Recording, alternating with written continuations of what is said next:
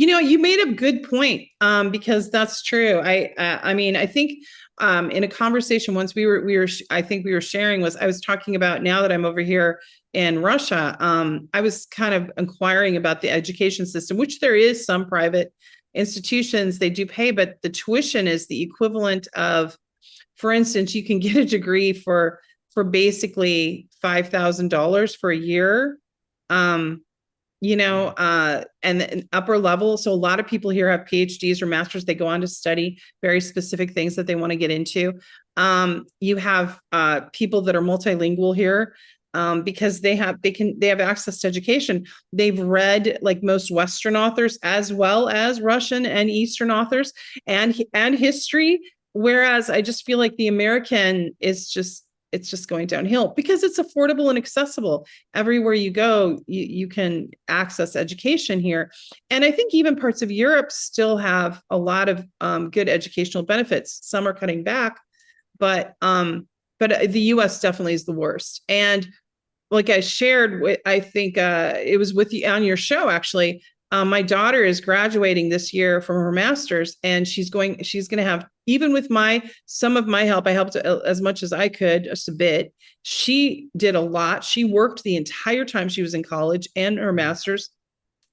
She's still graduating with almost $200,000 worth of debt.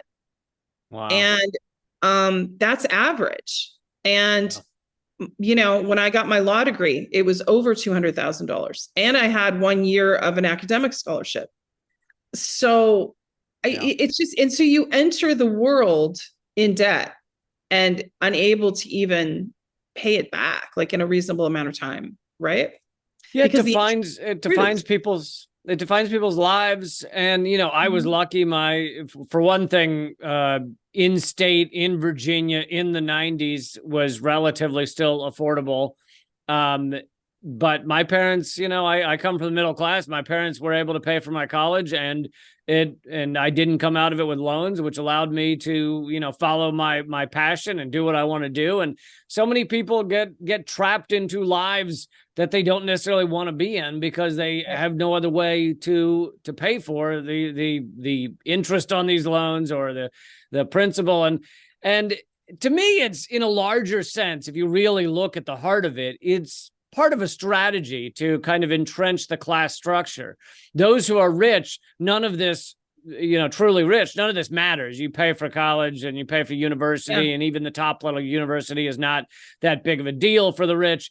Whereas those who are in the middle class get stuck in whatever life that they've signed up for in order to make enough money in order to pay for those loans.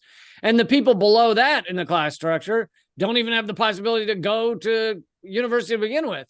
So to me, it's partially designed to entrench the class structure and make sure there's not, yes, there is upward mobility in America, but not that much more than most countries. Well, it's almost like a caste system, isn't it?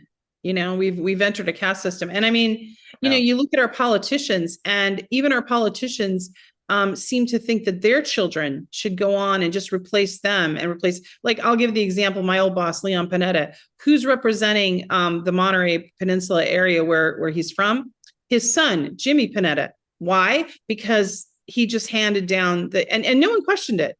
And it happens all over California, and it happens all over other states as well. Well, I got to push back a little here.